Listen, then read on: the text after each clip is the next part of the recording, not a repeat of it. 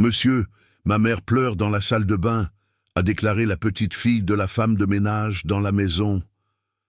Le millionnaire entra et fit l'inattendu. Abonnez-vous à la chaîne et commentez d'où vous regardez.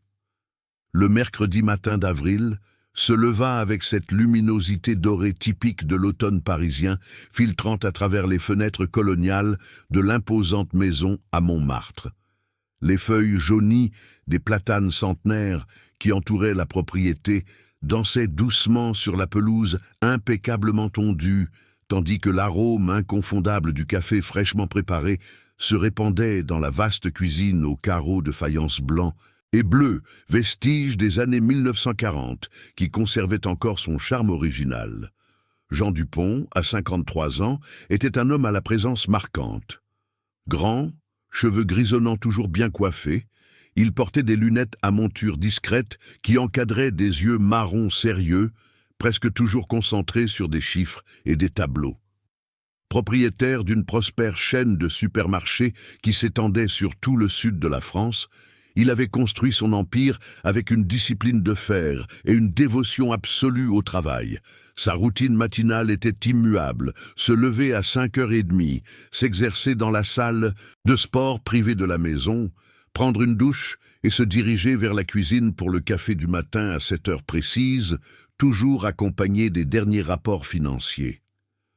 Ce matin-là, alors que Jean examinait méticuleusement les tableaux des ventes de la semaine précédente, hochant légèrement la tête en approbation aux chiffres positifs, un son inhabituel brisa la routine établie.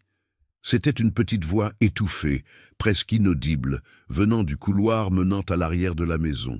Il leva les yeux de ses papiers, fronçant les sourcils.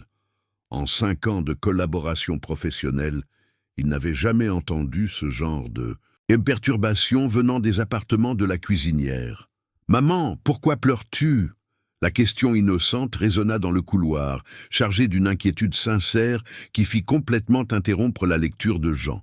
Marie Lefebvre, 36 ans, était une femme de taille moyenne. Cheveux noirs, toujours attachés en un chignon impeccable, peau bronzée révélant ses origines provençales. Elle avait des mains fortes et calleuses à force de travailler, mais délicate dans le traitement des aliments. Ses yeux marrons expressifs croisaient rarement ceux de son patron, maintenant toujours la posture respectueuse et professionnelle qui caractérisait sa personnalité réservée. Elle travaillait dans la maison depuis exactement 5 ans, arrivant ponctuellement à 6 heures du matin et partant à 4 heures de l'après-midi, 6 jours par semaine. Son efficacité en cuisine était remarquable. Elle connaissait chaque épice, chaque préférence alimentaire de Jean, préparant des repas qui étaient de véritables œuvres d'art gastronomiques. La fille de Marie, Camille, âgée de seulement 6 ans, apparaissait dans la maison uniquement pendant les vacances scolaires et les jours fériés prolongés. C'était une enfant aux grands yeux curieux, cheveux bouclés qui s'échappaient des jolis nœuds colorés que sa mère tenait à lui faire. Silencieuse et bien élevée, elle avait l'habitude de jouer seule dans le jardin à l'arrière, inventant des histoires avec de simples poupées en tissu ou cueillant des fleurs pour faire des bouquets improvisés.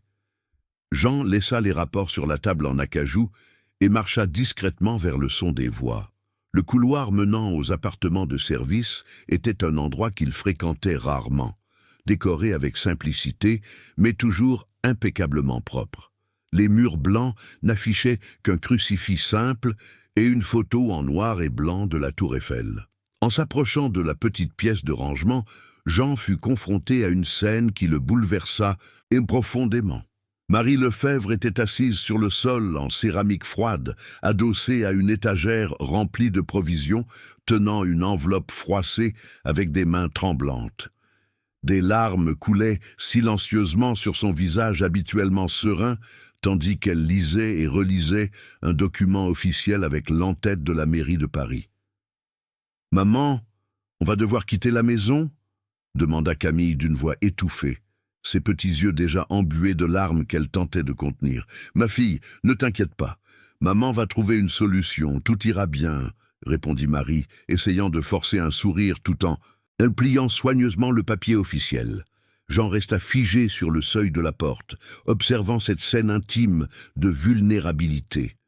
Pour la première fois en 5 ans, il ne voyait pas seulement l'employée compétente et discrète, mais une mère désespérée, luttant pour protéger sa fille d'une réalité cruelle qui échappait à son contrôle. Quelque chose en lui se mit en mouvement, une sensation étrange et oubliée depuis longtemps, une véritable compassion. « Madame Lefebvre ?» dit Jean doucement, faisant sursauter les 2 femmes qui se retournèrent vers lui. « Désolé d'interrompre, mais tout va bien ?» Marie se leva rapidement, lissant son tablier et essayant de dissimuler ses larmes. « Désolé, monsieur Dupont. Je ne voulais pas déranger. Je vais préparer votre déjeuner. » « Ne t'inquiète pas pour ça maintenant, » répondit Jean en entrant dans le petit espace. « Dis-moi ce qui se passe. » À contre-cœur, Marie lui remit l'enveloppe. C'était une notification officielle d'expulsion. Le petit appartement de 2 chambres à la Courneuve, où elle vivait depuis 7 ans, allait être démoli pour la construction d'un nouveau viaduc reliant la banlieue ouest au centre-ville. Elles avaient exactement 30 jours pour quitter le logement et l'indemnité offerte par la mairie ne couvrirait même pas 2 mois de loyer ailleurs dans la ville. « Avec le salaire que je gagne, monsieur Dupont, et le loyer comme il est, je ne sais pas comment je vais trouver un autre endroit, » avoua Marie, sa voix se brisant. « J'ai cherché à Saint-Denis, à Créteil, même à Nanterre. Tout est trop cher, ou trop loin, ou dans des endroits qui ne sont pas sûrs pour élever un enfant. » Jean examina le document, ressentant une pression dans sa poitrine en comprenant l'ampleur du problème. Il connaissait bien la réalité du marché immobilier parisien, spéculation effrénée, loyers abusifs, des familles entières expulsées de leur foyer par des projets de modernisation urbaine. « Et le père de Camille ?» demanda Jean délicatement. « Elle n'a jamais eu de père présent dans sa vie, » répondit Marie, baissant les yeux. « Je suis toute seule. » À ce moment-là, Jean prit une décision qui le surprit même lui-même. Il regarda Camille, qui observait toute la conversation avec des yeux écarquillés, essayant de comprendre la gravité de la situation.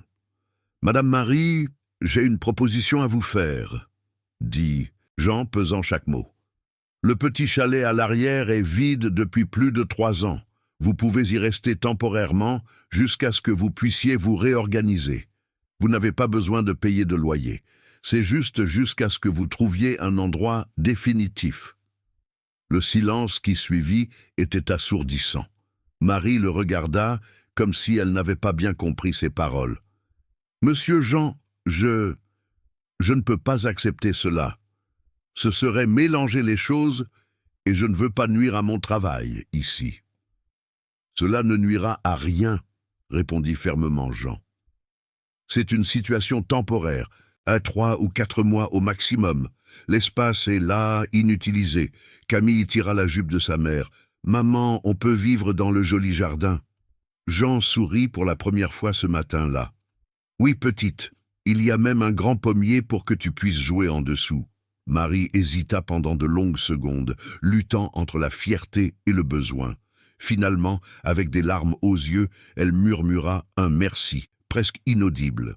Ce mercredi d'avril, personne n'aurait pu imaginer qu'un simple acte d'humanité changerait à jamais la vie de tous dans cette maison de Montmartre. Le murmure d'un enfant avait planté la graine d'une transformation qui ne faisait que commencer. Le samedi arriva nuageux et lourd, avec ces nuages gris typiques de l'automne parisien, menaçant de pleuvoir à tout moment. Jean se leva plus tôt que d'habitude, ressentant une étrange inquiétude dans sa poitrine. Il avait passé les 3 derniers jours à réfléchir à la décision qu'il avait prise, se demandant s'il n'avait pas été trop impulsif. Après tout, dans toute sa vie d'adulte, il n'avait jamais mélangé les questions personnelles et professionnelles. Son parcours entrepreneurial avait été construit sur des bases solides de discipline et de limites bien définies. En prenant son café du matin, il observa par la fenêtre le mouvement discret à l'arrière de la propriété. Un vieux combi jaune et rouillé, modèle des années 80, était garé près du chalet. 2 hommes, maigres et bruns, apparemment des parents de Marie, transportèrent des cartons et des meubles simples.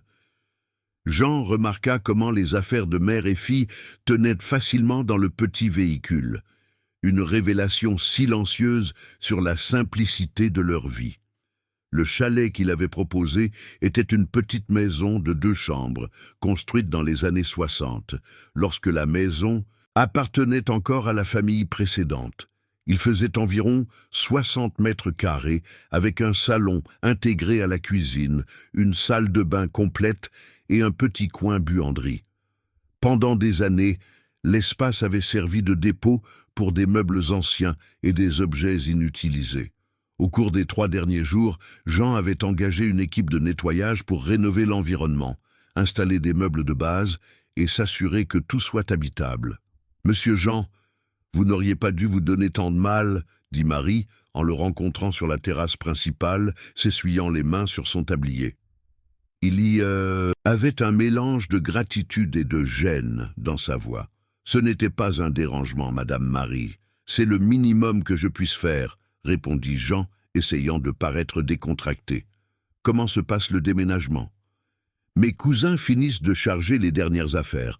Je n'arrive toujours pas à croire que cela se passe. » Jean observa Camille courir dans le grand jardin, ses tresses sautillant alors qu'elle poursuivait des papillons parmi les rosiers. La petite semblait enchantée par l'espace, une joie authentique qui contrastait fortement avec la tension visible sur le visage de sa mère. « Regarde, maman, il y a une balançoire !» cria Camille, pointant du doigt la vieille balançoire en bois suspendue à une grosse branche du pommier centenaire. « Fais attention, ma fille, ne te fais pas mal !» Marie répliqua immédiatement, sa nature protectrice prenant le dessus. « Laisse-la jouer, » dit Jean doucement. « Je jouais moi-même sur cette balançoire quand j'étais enfant. Mon père l'a construite il y a plus de 40 ans. » C'était la première fois que Jean partageait quelque chose de personnel avec Marie. Elle le regarda, surprise, comme si elle entrevoyait une facette humaine qu'elle ne connaissait pas chez son patron, toujours formel et distant. L'après-midi s'étira avec une pluie fine et persistante. Jean essaya de se concentrer sur son travail dans son bureau, mais il se surprenait constamment à regarder par la fenêtre en direction du chalet. Il pouvait voir la lumière jaunie allumée dans la petite salle, des ombres se déplaçant derrière les rideaux simples que Marie avait installés. Il y avait quelque chose de réconfortant dans cette présence, une sensation que la propriété n'était plus vide et silencieuse. Vers 7 heures du soir, Jean décida de vérifier si mère et fille étaient bien installées. Il marcha à travers les jardins mouillés, remarquant comment ses pas résonnaient différemment dans l'environnement qui abritait maintenant une nouvelle vie. Il frappa délicatement à la porte du chalet. « Bonsoir, monsieur Jeanne » Marie répondit, semblant surprise par la visite. « Y a-t-il un problème ?»« Non, rien. Je suis juste venu voir si vous avez besoin de quelque chose. »« Nous allons bien, merci. Vous voulez entrer ? Désolé pour le désordre. Nous sommes encore en train de tout organiser. » Jean hésita. Entrer dans la maison de Marie serait franchir une ligne invisible qui avait toujours existé entre eux. Mais quelque chose dans son expression sincèrement reconnaissante le poussa à accepter l'invitation. L'intérieur du chalet avait été transformé. Marie avait réussi à organiser le petit espace de manière étonnamment accueillante. Une nappe brodée à la main couvrait la table de la cuisine, des photos de famille ornaient une étagère improvisée, et l'odeur des épices provençales flottait dans l'air. Camille était assise par terre dans le salon, jouant avec des poupées en tissu tout en regardant un dessin animé à la petite télévision. « Salut, tonton Jean !» Camille salua joyeusement, utilisant un terme qui fit battre son cœur. « Tu veux voir ma nouvelle chambre ?» Camille. « Ne dérange pas, monsieur Jean !» réprimanda doucement Marie. « Ce n'est pas un dérangement, » répondit Jean, suivant la petite fille enthousiaste. La chambre de Camille était une explosion de couleurs.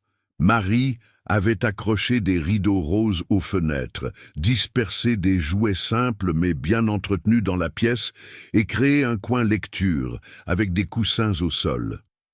Sur le mur, des dessins colorés réalisés par l'enfant elle-même montraient des maisons, des fleurs et des familles souriantes. « Ce dessin est de notre nouvelle maison », expliqua Camille, pointant un papier montrant une petite maison à côté d'une grande maison, avec un jardin rempli de fleurs. « C'est la madame.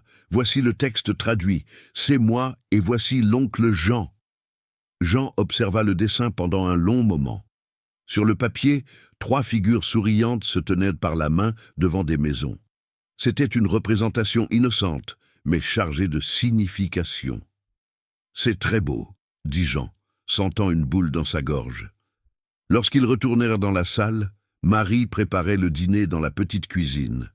L'arôme de cassoulet et de pain à l'ail faisait gargouiller l'estomac de Jean, lui rappelant qu'il avait complètement oublié de manger. « Avez-vous déjà dîné ?» demanda Marie, remarquant son expression. « Pas encore. J'étais en train de travailler et... Voulez-vous dîner avec nous ? J'ai préparé du cassoulet comme ma grand-mère m'a appris à faire en Provence. » Jean s'arrêta un moment. En 53 ans, il n'avait jamais dîné chez un employé. Sa vie sociale se limitait à des restaurants chers, des clubs exclusifs et des événements d'affaires.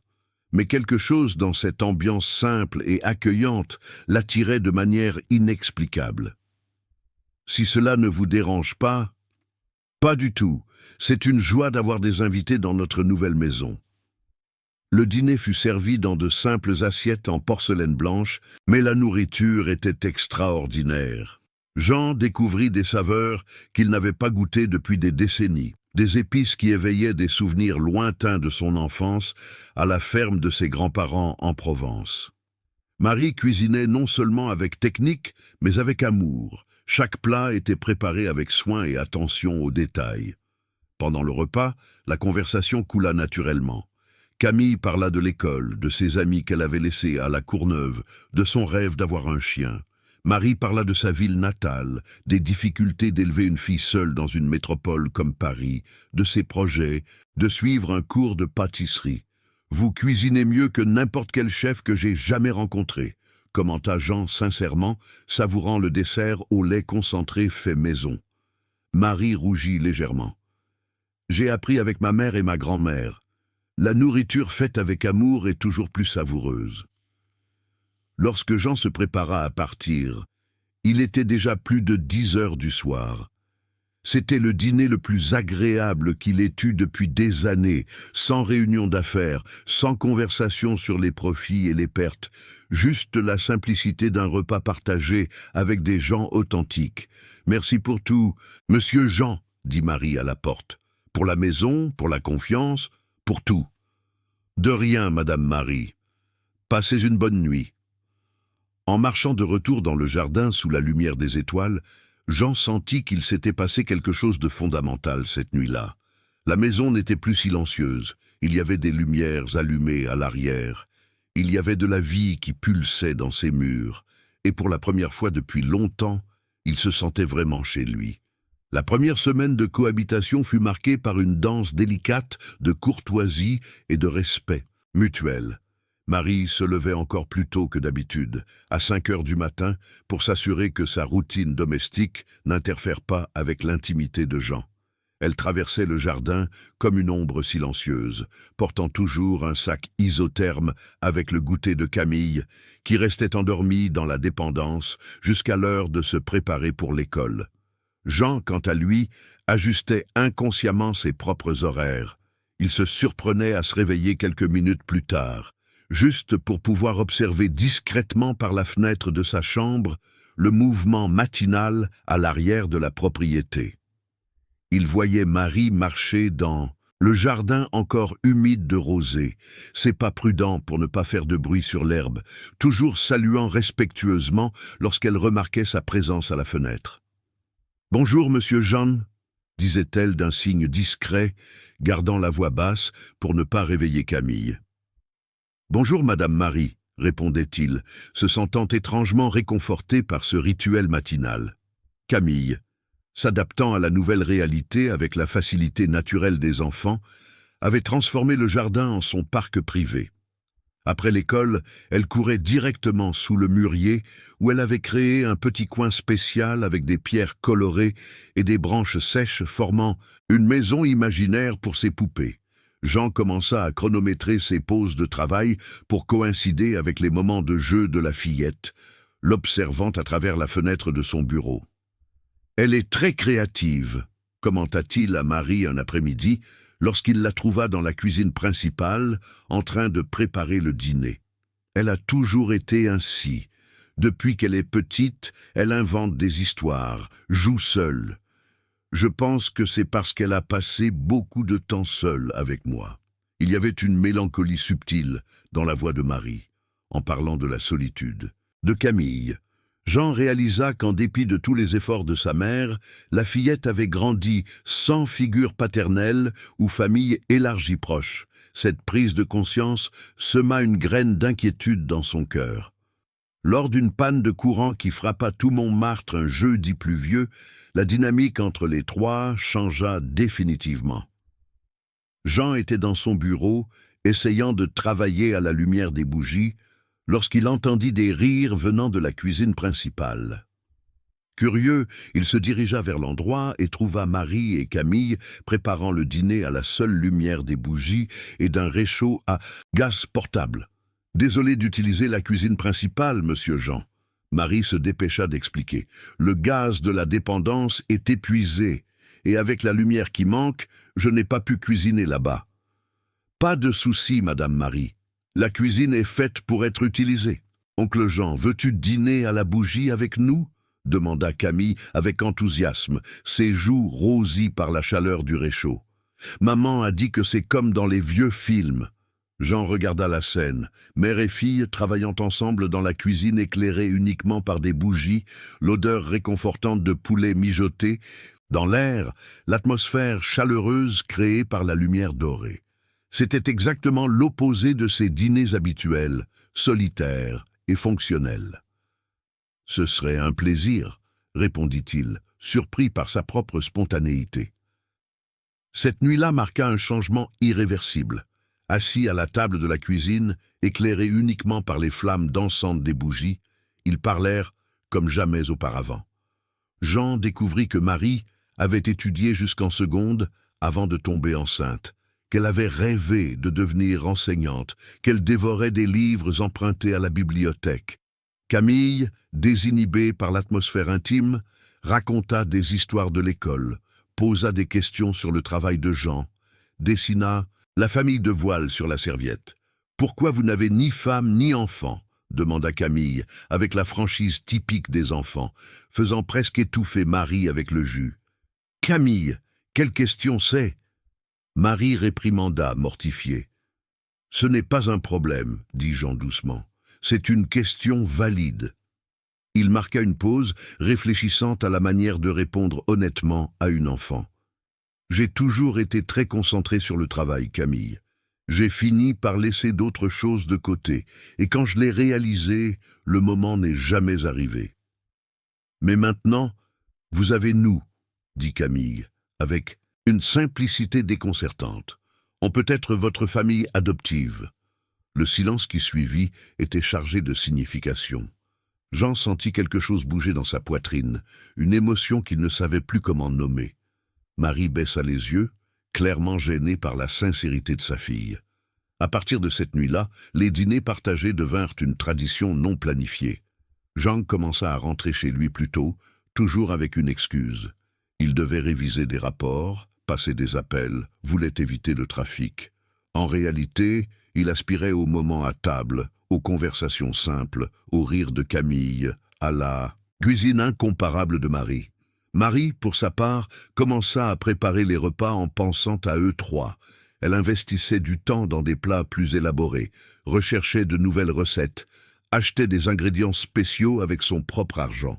Sa cuisine était devenue une expression d'affection, chaque épice choisie avec soin, chaque présentation pensée pour plaire. « Madame Marie, vous vous surpassez chaque jour, » commenta Jean un soir, savourant un gratin de viande séchée avec manioc qui fondait dans la bouche. « J'aime cuisiner pour ceux qui apprécient, » répondit-elle, souriant timidement. Ça fait une différence quand on voit que les gens aiment. Vraiment. Camille, observant l'interaction entre les adultes avec la perspicacité des enfants, commença à assumer un rôle de petite hôtesse.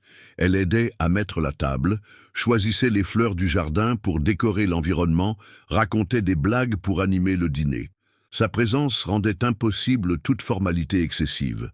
Jean se retrouva à acheter des choses qu'il n'avait jamais achetées auparavant, de la glace au chocolat pour le dessert, des fruits que Camille mentionnait aimer, des livres pour enfants pour agrandir la petite bibliothèque de la fillette. Ce furent de petits gestes, apparemment insignifiants, mais qui révélaient une transformation profonde dans ses priorités. Une nuit, Marie tomba malade, une forte grippe qui la cloua au lit avec une forte fièvre et des douleurs corporelles. Jean se retrouva dans une situation complètement nouvelle, devant s'occuper de Camille seul. Il l'emmena à l'école, la récupéra en fin d'après-midi, tenta de préparer le dîner avec des résultats désastreux, l'aida avec les devoirs de mathématiques. « Tonton Jean, tu ne sais pas faire de division ?» demanda Camille, le voyant lutter avec des problèmes de troisième. « Ça fait longtemps que je n'ai pas fait de division sur papier, » admit Jean, riant de lui-même. « Au travail, j'utilise une calculatrice pour tout. Je peux t'apprendre. Le professeur Claire enseigne très bien. » Voir une enfant de 6 ans lui expliquer patiemment comment résoudre des divisions simples fut l'une des expériences les plus humiliantes et en même temps touchantes de la vie de Jean. Il réalisa combien il avait perdu en s'isolant dans le monde des affaires, combien de connaissances pratiques de la vie réelle lui manquaient.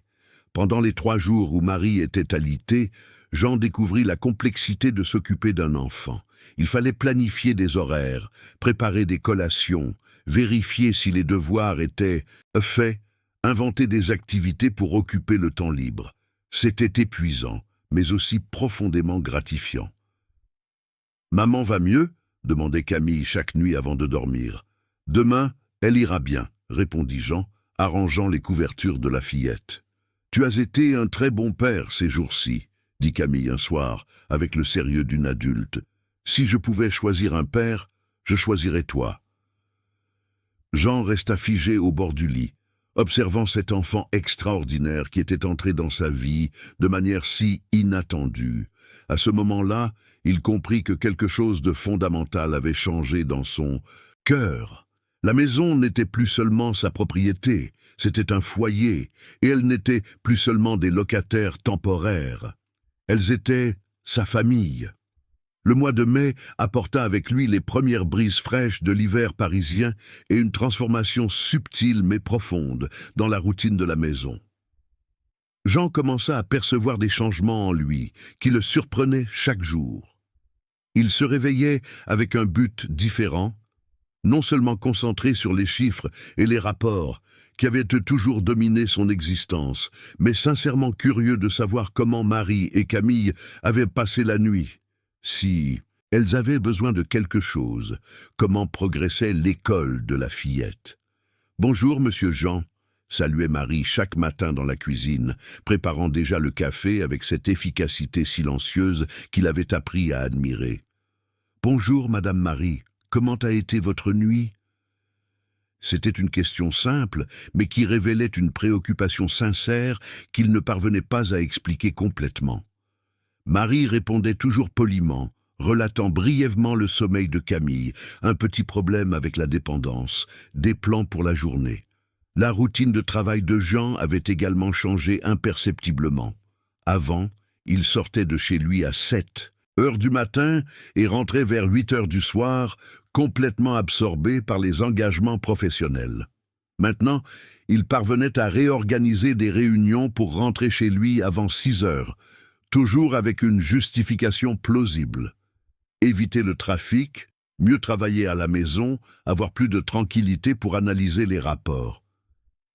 La vérité, qu'il hésitait à admettre même à lui-même, était qu'il aspirait au moment de fin d'après-midi dans le jardin, lorsque Camille rentrait de l'école et courait jouer sous le manguier. Jean découvrit qu'il pouvait l'observer depuis la fenêtre de son bureau, tout en finalisant les travaux de la journée, et cette présence joyeuse transformait complètement sa concentration. Salut, tonton Jean. Camille agita toujours la main lorsqu'elle le voyait à la fenêtre, tenant un nouveau jouet fabriqué avec des brindilles, des pierres ou des fleurs du jardin. Veux-tu? Tu as vu ce que j'ai fait aujourd'hui? Ses invitations étaient devenues irrésistibles. Jean descendit dans le jardin pour la première fois un après-midi ensoleillé de mai, lorsque Camille avait construit une ville de poupées complexe en utilisant des boîtes en carton, des bouchons de bouteilles et des branches sèches. La créativité de la fillette l'impressionna profondément.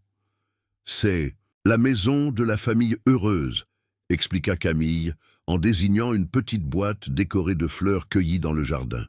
Le père travaille dans une entreprise très importante. La mère cuisine la nourriture la plus délicieuse du monde. Et la petite fille va à l'école et a de bonnes notes. Jean s'agenouilla sur la pelouse pour examiner la construction de plus près. Et où habite-t-il? Dans une grande maison avec jardin où il y a de la place pour jouer et planter des fleurs. Et tout le monde s'aime beaucoup. L'innocence de cette description frappa Jean de manière inattendue. Camille décrivait, sans le savoir, exactement la situation qu'ils avaient tous les trois créée involontairement dans la maison. C'était une famille improvisée, née de la nécessité et nourrie par l'affection sincère qui grandissait jour après jour entre eux. « C'est une belle famille », commenta Jean, sentant une boule dans sa gorge. « Veux-tu jouer à la maison avec moi ?» demanda Camille, lui tendant une poupée en tissu. « Tu peux être le père, je suis la fille, et la mère et la maman. » Jean hésita un instant. Dans toute sa vie d'adulte, il n'avait jamais joué à la poupée ni participé à des jeux d'enfants. Sa propre enfance avait été rigoureusement structurée, axée sur les études et les responsabilités. Mais il y avait quelque chose dans l'attente lumineuse des yeux de Camille qui rendait impossible de refuser. « D'accord, comment joue-t-on » Pendant l'heure suivante, Jean se retrouva complètement absorbé dans le monde imaginaire de Camille. Ils créèrent des histoires élaborées sur la famille de poupées, inventèrent des problèmes et des solutions, construisirent de nouvelles pièces pour la maison en carton. C'était un univers de pure fantaisie où les sentiments étaient directs et les solutions simples. « Maintenant, la famille va dîner ensemble », annonça Camille, organisant de minuscules assiettes faites de feuilles. Le père parle de son travail, la mère sert de la bonne nourriture et tout le monde est heureux. « Exactement comme une vraie famille devrait être », murmura Jean, plus pour lui-même que pour Camille. C'est à ce moment-là que Marie apparut à la porte de la cuisine, observant la scène avec un mélange de surprise et de tendresse. Voir son patron, toujours si sérieux et formel, assis dans le jardin à jouer à la maison avec sa fille, était une image qu'elle n'aurait jamais pu imaginer. « Madame Marie !»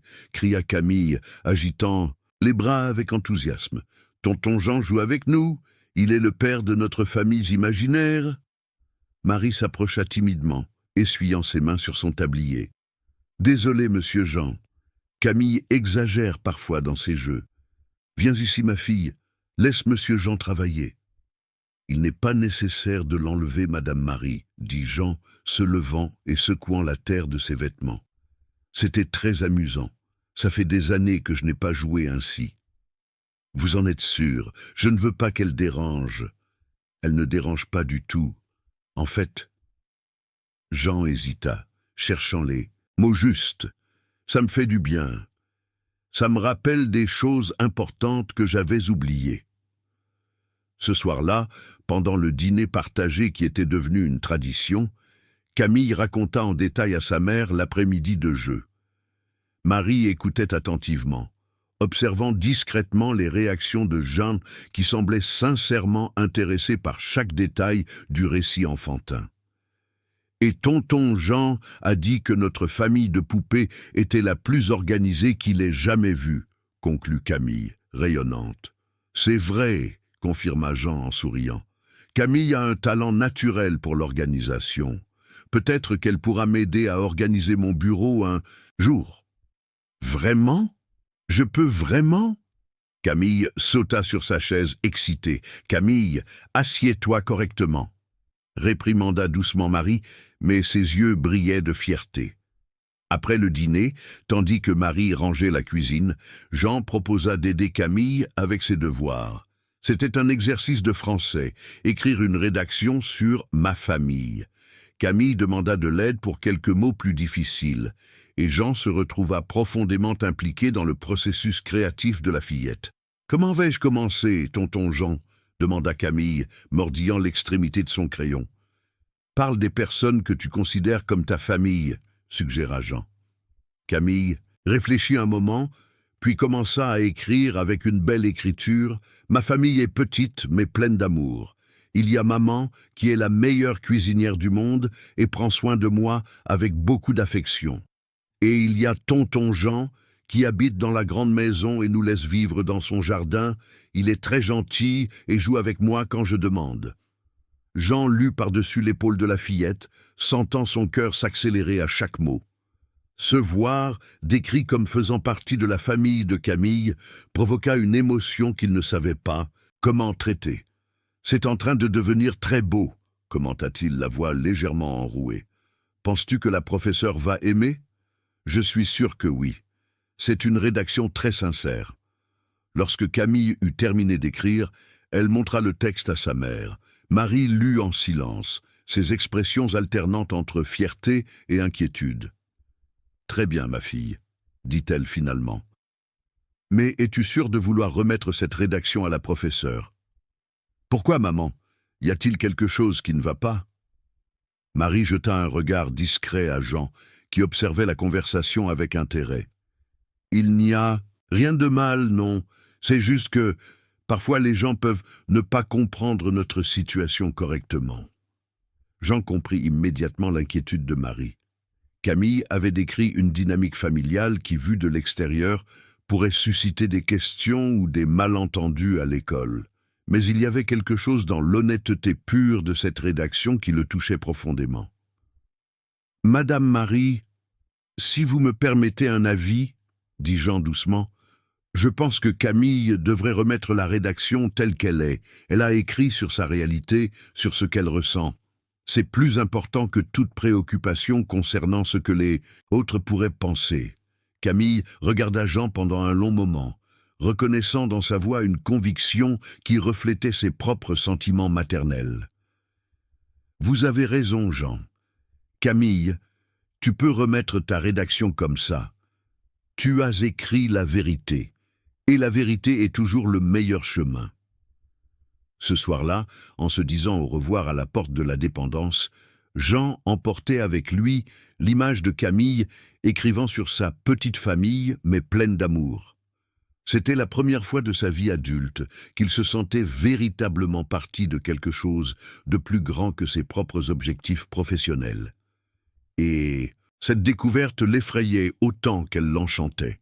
Le deuxième dimanche de mai se leva avec cette luminosité dorée typique de l'automne parisien, filtrée par les cimes des platanes qui entouraient la maison.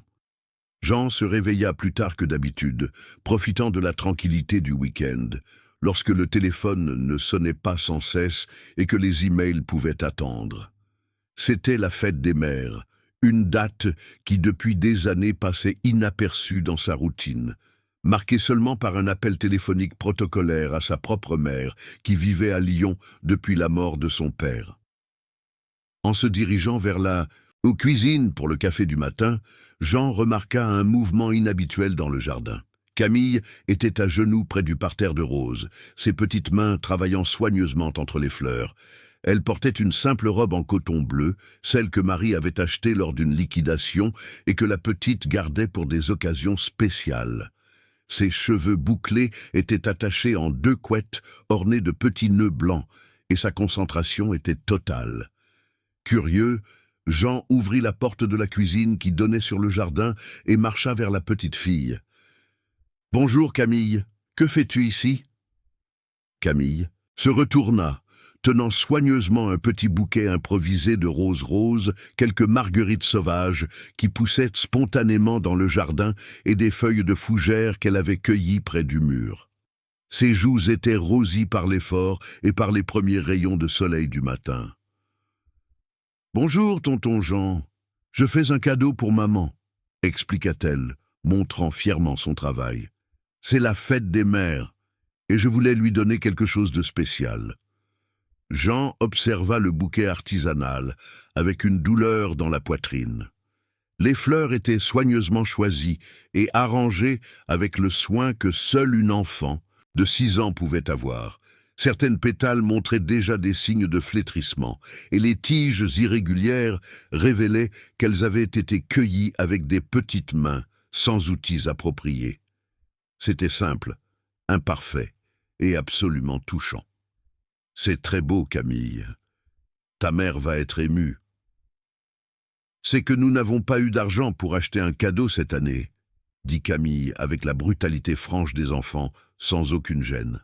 « Maman a dit que son câlin était déjà un cadeau suffisant, mais je voulais faire quelque chose de spécial quand même. » À ce moment-là, Jean sentit quelque chose se briser dans sa poitrine. L'idée qu'un enfant ne puisse pas offrir un cadeau à sa mère pour la fête des mères à cause de problèmes financiers le frappa d'une manière qu'il n'avait jamais expérimentée. Tout au long de sa vie adulte, un cadeau avait été synonyme de carte de crédit et de magasin cher. Voir Camille créer de ses propres mains quelque chose chargé d'autant d'amour le fit repenser complètement le concept de valeur. « Puis-je t'aider à rendre le bouquet encore plus beau ?» proposa Jean impulsivement. Les yeux de Camille s'illuminèrent. « Vraiment ? Tu sais faire des arrangements floraux ?» Jean se mit à rire de lui-même. « Je n'en ai aucune idée, mais nous pouvons découvrir ensemble. » Ils passèrent toute la matinée dans le jardin, réorganisant le petit bouquet, ajoutant des feuilles, essayant de faire un nœud avec un morceau de ficelle que Camille avait trouvé dans la dépendance. Jean découvrit une patience qu'il ne savait pas posséder, s'impliquant complètement dans la mission d'aider la petite fille à créer le cadeau parfait. « Maintenant, c'est parfait !» déclara Camille, admirant le résultat final. « Maman va adorer. »« Elle va sûrement l'aimer », acquiesça Jean, observant non seulement le bouquet, mais aussi le bonheur, radieux sur le visage de la petite fille. Lorsque Marie sortit de la dépendance vers 10 heures du matin, portant sa plus belle jupe et un simple mais impeccable haut blanc, Camille courut dans sa direction avec le bouquet caché derrière son dos. « Maman, bonne fête des mères !» cria-t-elle, tendant le cadeau floral. Marie s'arrêta en chemin, mettant ses mains sur sa poitrine. Ses yeux se remplirent instantanément de larmes en voyant l'arrangement artisanal, reconnaissant immédiatement les fleurs de son propre jardin transformées en déclaration d'amour. « Ma fille, c'est trop beau !» dit Marie, s'agenouillant pour être à la hauteur de Camille. « C'est le plus beau cadeau que j'ai jamais reçu de ma vie. Tonton Jean m'a aidé à le rendre plus beau, » raconta Camille, fière. « Il a dit que tu mérites toujours de belles fleurs. » Marie regarda par-dessus la tête de sa fille, rencontrant le regard de Jean. Il y avait une profonde gratitude dans ses yeux, mais aussi quelque chose de plus, une vulnérabilité qu'elle permettait rarement de transparaître. « Merci, Jean, » dit-elle doucement, « pour tout. Pour lui permettre de cueillir les fleurs, pour l'aider, pour être si bon avec nous. » Jean s'approcha, se sentant mal à l'aise avec l'intensité de l'émotion dans l'air. « C'était un plaisir, Madame Marie. Camille a tout fait toute seule. Je n'ai que aidé à organiser. »« Maman, déjeunons ensemble aujourd'hui, » proposa Camille, sautillant d'excitation. « Ça peut être dans le jardin, comme un pique-nique ?» Marie hésita, regardant Jean. « Ma fille, Jean doit avoir des engagements aujourd'hui. »« En fait, je n'ai rien de prévu, » dit Jean, avant de pouvoir réfléchir davantage. « Si vous voulez de la compagnie, ce serait un plaisir de déjeuner ensemble. » Le déjeuner fut improvisé dans le jardin, sur une nappe à carreaux étendue sous le manguier. Marie avait préparé des sandwichs garnis, une salade de fruits et du jus de maracuja. John contribua avec une bouteille de champagne qu'il avait dans le réfrigérateur et des chocolats qu'il avait achetés quelques jours auparavant sans raison spécifique. C'est comme si nous étions une vraie famille, faisant un pique-nique, commenta Camille, mordillant un sandwich au fromage. Jean. Camille et Marie échangèrent un regard rapide par-dessus la tête de la petite fille. Il y avait une vérité gênante dans cette observation innocente. Ils semblaient vraiment être une famille passant la fête des mères ensemble. « Raconte une histoire sur ta mère, tonton Jean ?» demanda Camille, s'allongeant sur la nappe, le ventre vers le haut, regardant les feuilles du manguier. Jean hésita. « Ma mère, c'est une femme très forte. Elle a élevé 3 enfants pratiquement seule quand mon père est tombé malade.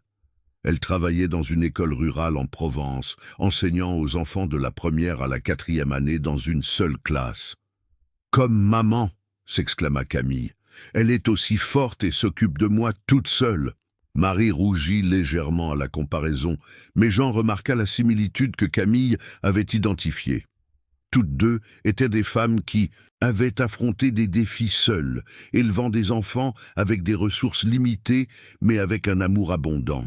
« C'est vrai, » acquiesça Jean, regardant Marie. « Vous avez beaucoup en commun. » Le reste de l'après-midi se déroula dans une atmosphère d'intimité familiale que personne n'avait planifiée, mais que tous semblaient désirer secrètement. Ils jouèrent aux cartes, racontèrent des histoires, rirent de blagues idiotes que Camille inventait. Jean se découvrit complètement détendu, oubliant temporairement les rapports qu'il attendait dans son bureau, les problèmes de l'entreprise, les pressions constantes du monde corporatif. Lorsque le soleil commença à se coucher, peignant le ciel de teintes orangées, Camille s'endormit sur les genoux de Jean, épuisé par tant de jeux. Marie rangeait silencieusement les restes du pique-nique, observant discrètement la scène devant elle. « Elle s'est beaucoup attachée à vous », commenta Marie doucement, pliant la nappe. « Je me suis aussi beaucoup attaché à elle », admit Jean, caressant doucement les cheveux bouclés de la petite fille. « À vous deux. » C'était la première fois que Jean verbalisa ce que tout le monde savait déjà, mais que personne n'avait dit. L'attachement était devenu mutuel, profond et irréversible. Ils n'étaient plus patrons et employés avec leurs filles respectives. Ils étaient des personnes qui avaient trouvé en l'autre quelque chose qu'ils ne savaient pas chercher. « Monsieur Jean, » commença Marie, hésitante, « je sais que notre présence ici était censée être temporaire. » « Madame Marie, » l'interrompit doucement Jean, « aujourd'hui, c'est la fête des mères. C'est un jour pour célébrer la famille. Et vous êtes ma famille maintenant. » Ce soir-là, Jean appela sa propre mère à Lyon. La conversation était différente de toutes les précédentes. Il parla de Marie et Camille, de la façon dont elles avaient apporté une nouvelle vie à la maison, de comment il avait redécouvert la joie de faire partie d'une famille. « Jean, » dit sa mère au téléphone, avec cette sagesse que seules les mères possèdent, « je pense que tu as enfin trouvé ce que tu cherchais sans le savoir. » Lorsqu'il raccrocha, Jean regarda par la fenêtre en direction de la dépendance où les lumières étaient encore allumées. Il pouvait imaginer Marie aidant Camille à se préparer pour dormir, racontant des histoires, embrassant le front de sa fille avec l'affection infinie que seule une mère peut offrir. Et pour la première fois de sa vie d'adulte, Jean se sentit véritablement chez lui. La fête des mères avait tout changé. Non, seulement parce que Camille avait offert à Marie des fleurs du jardin, mais parce que tous s'étaient mutuellement offert quelque chose de bien plus précieux, une famille construite non par le sang ou des contrats, mais par un amour sincère et un choix conscient. L'hiver arriva à Paris avec un froid inhabituel pour la ville, apportant avec lui une succession de jours nuageux et pluvieux qui transformèrent complètement la dynamique de la maison. Jean se réveilla un mardi de juin, avec la sensation que quelque chose n'allait pas. Le silence habituel du matin semblait plus lourd, et l'absence des sons matinaux venant de la dépendance le rendit inquiet. En descendant à la cuisine, il trouva l'endroit vide et froid. Il n'y avait pas l'odeur réconfortante du café-filtre, ni les bruits subtils de Marie préparant le petit déjeuner. L'horloge affichait 7h15, déjà 15 minutes après l'heure habituelle. Jean marcha jusqu'à la fenêtre donnant sur l'arrière de la propriété et remarqua que les rideaux de la dépendance restaient de fermés, ce qui n'arrivait jamais à cette heure-là. Inquiet, Jean enfila un manteau et traversa le jardin mouillé par la rosée du matin. Il frappa doucement à la porte de la dépendance, n'entendant qu'un murmure étouffé en réponse. « Madame Marie, tout va bien ?» La porte s'ouvrit lentement, révélant Camille encore en pyjama, les cheveux en désordre et les yeux inquiets d'une enfant essayant d'être courageuse dans une situation qu'elle ne comprenait pas complètement. « Tonton Jean, » chuchota-t-elle, « maman est malade. Elle a dit qu'elle ne peut pas se lever du lit aujourd'hui. » Jean entra dans la petite maison, étant immédiatement frappé par la chaleur excessive de l'endroit. Marie était allongée sur le canapé du salon, enveloppée dans une couverture lourde, le visage rouge de fièvre et les yeux vitreux. Même malade, elle avait essayé de se préparer un minimum en réalisant qu'il entrait. « Monsieur Jean, désolé, je ne vais pas pouvoir travailler aujourd'hui, » dit-elle d'une voix rauque et entrecoupée. « C'est juste un rhume. Demain, ça ira mieux. » « Maman n'a rien voulu manger depuis hier soir, » informa Camille, grimpant sur le canapé à côté de sa mère, « et elle a toussé toute la nuit. » Jean observa la scène un moment. Marie, essayant de minimiser sa propre condition pour ne pas causer de tracas. Camille, clairement effrayée, mais essayant de s'occuper de sa mère du mieux qu'elle pouvait. C'était une situation qui exigeait des décisions rapides, et il se retrouva à assumer des responsabilités qu'il n'avait jamais imaginé avoir. « Camille, va t'habiller pour l'école pendant que je m'occupe de ta mère, » dit Jean avec une autorité douce. « Je vais t'emmener aujourd'hui. »« Mais et maman ?» demanda Camille, réticente à s'éloigner. « Je vais m'occuper d'elle. Vous pouvez me faire confiance. » Au cours des 2 heures suivantes, Jean se retrouva immergé dans une réalité complètement nouvelle. Après avoir conduit Camille à l'école, il appela son médecin personnel, Dr Édouard Dupuis, expliquant la situation et demandant une visite à domicile urgente. Ensuite, il annula ses 3 réunions du matin, quelque chose qu'il n'avait jamais fait pour des raisons personnelles. Lorsqu'il retourna à la maison, il trouva Marie essayant de se lever pour préparer le déjeuner, marchant en titubant dans la cuisine de la dépendance. « Madame Marie, par pitié, retournez au lit immédiatement. Je dois préparer le déjeuner pour vous, et Camille va rentrer de l'école affamée. Le déjeuner est le moindre de nos soucis maintenant. Vous devez prendre soin de vous. » Jean la porta presque de force jusqu'au canapé, arrangeant des coussins derrière sa tête et vérifiant qu'elle était bien couverte. C'était la première fois qu'il avait un contact physique proche avec elle, et il fut impressionné par la fragilité que la fièvre avait apportée à cette femme toujours si forte et déterminée. Docteur Édouard arriva vers midi, un homme de 60 ans avec qui Jean entretenait une amitié depuis l'université. Après avoir examiné Marie minutieusement, il confirma le diagnostic d'une grippe virale sévère, compliquée par un début de pneumonie. Elle a besoin de repos absolu pendant les 5 prochains jours, d'une hydratation constante et de médicaments toutes les 6 heures, expliqua le médecin à Jean dans le jardin, loin de l'oreille de Marie. Et quelqu'un doit veiller sur elle. Seule, avec un petit enfant, cela peut rapidement s'aggraver. Elle ne sera pas seule, répondit Jean sans hésitation. Je vais m'occuper d'elle et de la petite. Docteur Édouard le regarda avec surprise. Jean, es-tu sûr? Ce n'est pas exactement ta spécialité, s'occuper des gens malades. Je vais apprendre. Et il apprit. Au cours des 5 jours suivants, Jean découvrit des aspects de lui-même qu'il ne connaissait pas du tout. Il réorganisa tout son agenda, travaillant seulement quelques heures le matin à la maison, consacrant le reste du temps aux soins de Marie et à ses responsabilités avec Camille.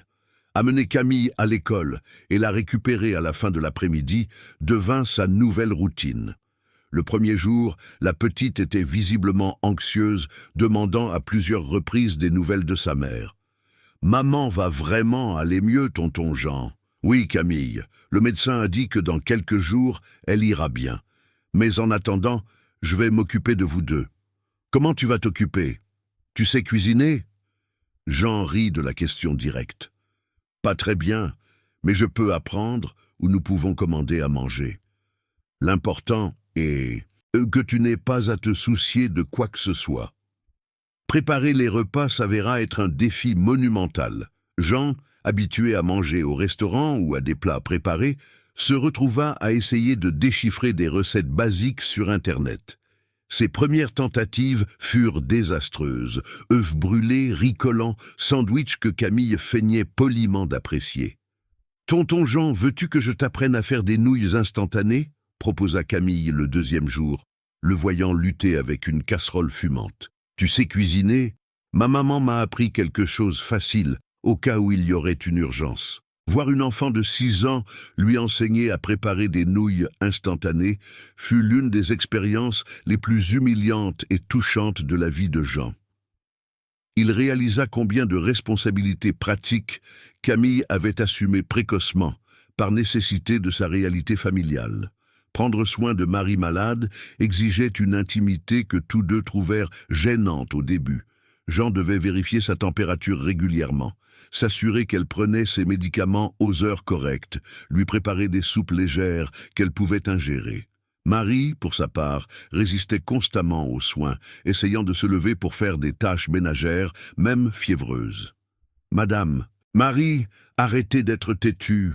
dit Jean un après-midi, la trouvant en train d'essayer de laver des assiettes dans l'évier de la dépendance. « Vous êtes malade. Laissez-moi m'occuper de tout.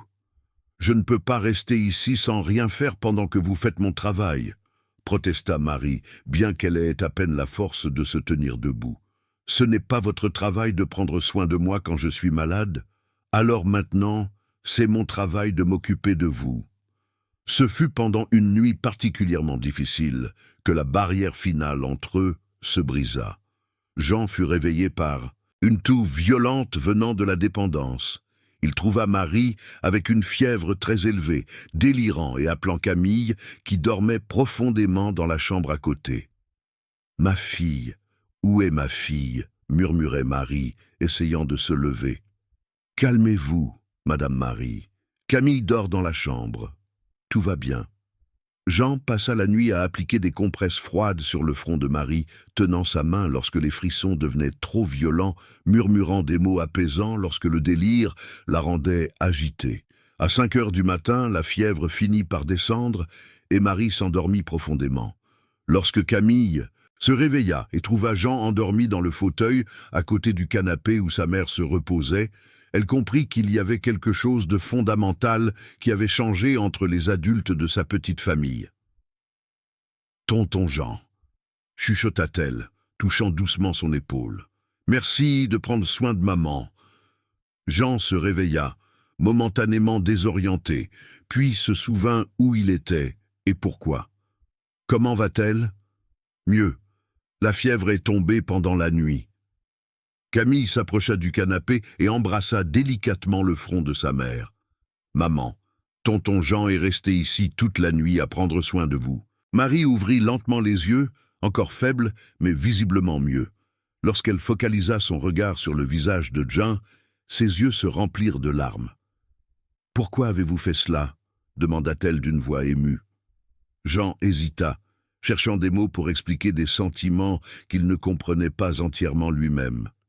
« Parce que vous comptez pour moi, Madame Marie, plus que je n'aurais jamais pensé que quelqu'un puisse compter. » À ce moment-là, avec Camille entre eux et la douce lumière du matin entrant par les rideaux de la dépendance, les trois comprirent qu'ils avaient définitivement franchi la ligne qui séparait patron et employé.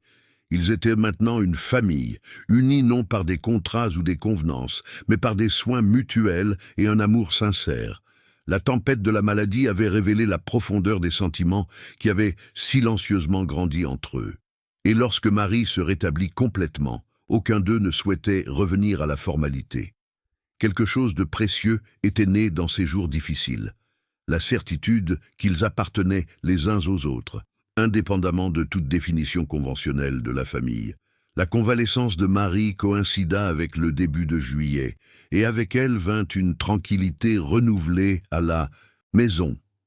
Jean avait progressivement repris sa routine de travail, mais quelque chose de fondamental avait changé dans ses priorités. Les jours passés à s'occuper de Marie et de Camille avaient éveillé en lui une nouvelle conscience de ce qui importait vraiment dans la vie, et ce changement n'était pas passé inaperçu aux yeux de ceux qui l'entouraient dans le monde des affaires. « Jean, tu es différent », commenta son associé, Marc Lefebvre, lors d'une réunion au siège de l'entreprise à Montmartre. « Plus détendu, tu pars plus tôt, tu annules des rendez-vous. Il s'est passé quelque chose ?» Jean hésita avant de répondre. Marc était son ami depuis plus de 20 ans, depuis les années universitaires, mais c'était aussi un homme pragmatique, exclusivement concentré sur les affaires. Comment expliquer la transformation que Marie et Camille avaient provoquée dans sa vie sans avoir l'air d'un homme d'âge mûr traversant une crise existentielle? « Disons que j'ai appris à mieux équilibrer travail et vie personnelle », répondit Jean diplomatiquement. « Vie personnelle », Marc rit. « Toi, l'homme qui travaillait même le dimanche, dis-moi la vérité, il y a une femme là-dedans, n'est-ce pas ?» La question frappa Jean de manière inattendue. Techniquement, il y avait bien une femme impliquée, 2 en fait. Mais comment expliquer qu'il s'agissait de sa femme de ménage et de sa fille, qui était devenue la famille qu'il n'avait jamais su qu'il désirait avoir? « C'est compliqué », finit par dire Jean. « Ah, donc il y a vraiment une femme !» s'exclama Marc en applaudissant. « Il était temps! Qui est-elle? Je l'ai rencontrée à la fête de Carlos, une femme d'affaires, divorcée ?» Jean réalisa que toute réponse honnête serait mal comprise ou, pire encore, jugée. Le monde dans lequel il évoluait, entrepreneur prospère, club exclusif, événements sociaux de la haute société parisienne, n'était pas préparé à comprendre le type de relation qu'il avait développé avec Marie et Camille. La première pression réelle vint d'une source inattendue. Son frère cadet, François, qui apparut à la maison un jeudi soir sans préavis. François était architecte, prospère à Lyon, marié à une publicitaire et père de 2 adolescents. Il y avait toujours eu une compétition subtile entre les frères, surtout parce que François considérait Jean comme excessivement formel et conservateur. « Quelle maison est-ce à l'arrière ?» demanda François dès qu'il sortit du taxi au Sambisonalom, désignant la dépendance éclairée. « Tu as loué la propriété ?»« C'est une longue histoire, » répondit Jean en aidant son frère avec les bagages. « Content de te voir, François. Qu'est-ce qui t'amène ici ? » « Je suis venu régler quelques affaires ici à Paris et j'ai pensé rester quelques jours avec toi. Mais d'abord, explique-moi cette situation à l'arrière. Il y a des gens qui vivent dans la dépendance ?» Jean soupira, sachant qu'il devrait expliquer la situation tôt ou tard. Pendant le dîner que Marie avait préparé avec un soin particulier, en sachant qu'il y aurait une visite, il raconta à François le licenciement, sa décision d'offrir un abri temporaire et comment la cohabitation avait évolué naturellement. « Laisse-moi voir si j'ai bien compris, » dit François en mâchant lentement le plat de crevettes que Marie avait préparé. « Ta femme de ménage vit ici à l'arrière avec sa fille, vous dînez ensemble chaque soir et tu joues à la poupée avec une enfant de 6 ans ?»« Ce n'est pas tout à fait ça, » commença Jean. « Comment ce n'est pas ça ? Jean, tu mélanges les choses d'une manière dangereuse. Elle est ta salariée. Tu es le patron. Cette dynamique que vous avez ou créée peut poser problème. » « Quel genre de problème ? » « Mec, as-tu déjà pensé à ce que les gens vont dire ? Et si elle décidait de te poursuivre pour harcèlement sexuel ? Et si elle inventait que vous avez une relation intime pour obtenir un avantage ? Sans compter que tu crées des attentes chez la petite. » Chaque mot de François était comme un coup de poignard, non pas parce qu'il avait raison, mais parce qu'il révélait comment le monde extérieur interpréterait une situation qui, pour Jean, était devenue la chose la plus naturelle du monde. « François, tu ne connais pas Marie. Elle n'est pas comme ça. C'est une personne intègre, travailleuse. Jean, écoute ce que tu dis. Tu défends ta femme de ménage comme si c'était ta petite amie. C'est exactement le problème que je souligne. » Le dîner se poursuivit dans une ambiance tendue. Camille, qui avait été présentée à François comme la petite-fille de Marie, remarqua la froideur du visiteur et resta plus silencieuse que d'habitude. Marie, pour sa part, servit le repas avec une efficacité professionnelle. Mais Jean remarqua comment elle évitait de participer aux conversations et se retira dès qu'elle eut terminé de servir. Le dessert. Après qu'Anna Clara et Marie se furent retirés dans la dépendance, François alla droit au but. « Jean, je suis ton frère, et je t'aime. C'est pourquoi je vais parler clairement. Cette situation doit cesser. Tu es en train de te leurrer, de créer une fantaisie de famille heureuse, qui pourrait exploser à tout moment. » « Et si je ne veux pas que ça s'arrête ?» demanda Jean, surpris par son propre courage. « Alors tu es plus perdu que je ne l'imaginais. » François soupira lourdement. « Mec, tu as 53 ans, tu es un entrepreneur respecté, tu as une réputation à préserver. Tu ne peux pas t'impliquer émotionnellement avec ta femme de ménage. Pourquoi ne puis-je pas? Parce que ce sont des mondes différents. Elle est une femme simple, sans éducation, avec une petite fille. Tu es un homme riche, bien éduqué, propriétaire d'entreprise. Qu'avez-vous en commun à part la commodité momentanée ?» Jean passa toute la nuit à réfléchir aux paroles de son frère. Y avait-il une vérité dans certaines de ses préoccupations? Était-il vraiment en train de créer une fantaisie insoutenable? Et qu'en était-il de Camille? Serait-il juste de l'impliquer dans une dynamique qui pourrait changer à tout moment? Les doutes s'intensifièrent le lendemain, lorsque François insista pour observer discrètement les interactions entre Jean et sa famille improvisée. Pendant le petit déjeuner, il commenta sur l'intimité inappropriée avec laquelle Jean parlait à Marie. Dans l'après-midi, lorsqu'il vit Jean aider Camille avec ses devoirs, François murmura quelque chose à propos de papa de faux. « Elle va être déçue quand tu te lasseras de ce jeu », François dit lors d'une conversation franche sur la terrasse. « Les enfants s'attachent facilement. Tu joues avec ses sentiments. »« Je ne joue à rien », Jean répondit avec une fermeté croissante, « et je n'ai pas l'intention de me lasser. Tous les hommes de notre âge passent par là, Jean. Crise de la cinquantaine, envie de vivre quelque chose de différent, mais ça passe. Et quand ça passera, tu devras faire face aux conséquences. » La pression extérieure s'intensifia encore plus lorsque Charles appela vendredi soir, clairement agité. « Jean, j'ai besoin de te parler d'urgence. Il y a une rumeur qui circule disant que tu as une liaison avec ton employé. Cela pourrait nuire à nos affaires. » Jean sentit son estomac se contracter. « Quelle rumeur? Qui répand cela? » « Je ne sais pas exactement d'où ça vient, mais ça circule dans le milieu des affaires. On dit que tu lui finances un appartement, que sa fille t'appelle papa. Jean, est-ce vrai? » « C'est compliqué, Charles. Ce n'est pas tout à fait ça. Écoute, peu importe si c'est vrai ou non, ce qui compte, c'est la perception. Tu sais comment est notre milieu. Le moindre scandale peut affecter notre crédibilité. » Ce soir-là, Jean se retrouva à un carrefour. À gauche se trouvait le monde qu'il avait construit pendant des décennies. Succès professionnel, réputation solide, approbation sociale. À droite se trouvait le bonheur authentique qu'il avait découvert aux côtés de Marie et Camille. Une sensation de plénitude qu'il n'avait jamais ressentie auparavant. Lorsque Camille vint à la maison principale pour lui montrer un dessin qu'elle avait fait à l'école, une famille de 3 personnes souriant sous un arc-en-ciel, Jean comprit que sa décision était déjà prise. Peu importaient les rumeurs, les jugements ou les pressions sociales. Il avait trouvé quelque chose de trop précieux pour être abandonné par peur de ce que les autres diraient. « Oncle Jean, tu es triste ?» demanda Camille, remarquant son expression pensive. « Non, petite, je pensais juste à quelque chose d'important. »« À quoi ?» Jean la prit dans ses bras, regardant directement dans ses yeux curieux. « Je pensais à quel point vous deux avez rendu ma vie meilleure.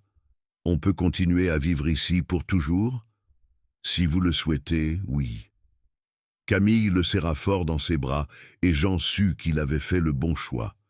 Les pressions du monde extérieur étaient réelles, mais l'amour qu'il ressentait pour ces 2 personnes était encore plus réel.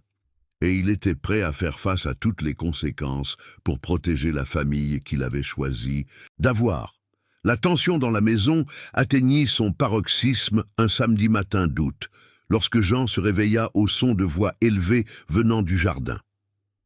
En regardant par la fenêtre de sa chambre, il vit son frère François discuter avec animation avec deux autres hommes près de la dépendance. L'un d'eux, Jean le reconnut immédiatement. C'était son frère aîné, Charles, avocat à succès à Paris, accompagné de sa femme, Catherine, une socialite connue dans les cercles de la rive gauche. Jean s'habilla rapidement et descendit au jardin, où il trouva Marie debout à la porte de la dépendance, visiblement gênée, tenant Camille par la main. La petite observait les adultes avec des yeux écarquillés, percevant la tension dans l'air sans comprendre exactement pourquoi. « Charles, quelle surprise !» Jean dit, forçant un sourire. « À quoi dois-je cette visite ?»« François m'a parlé de ta situation. » Charles répondit, gesticulant vaguement en direction de la dépendance. « Nous avons pensé qu'il valait mieux venir discuter en personne. » Catherine, une femme élégante d'une quarantaine d'années, observait Marie avec un mélange de curiosité et de mépris à peine dissimulé. Elle portait un ensemble en lin beige, clairement coûteux, et des lunettes de soleil de marque, même à l'ombre des arbres. « Jean, mon cher, » Catherine dit d'une voix mielleuse, « Charles m'a dit que tu es en train d'aider ton employé avec des questions de logement. Quelle générosité de ta part !» Le ton condescendant était indéniable. Jean sentit la colère monter en lui, mais il garda son calme par égard pour Camille, qui observait tout avec attention.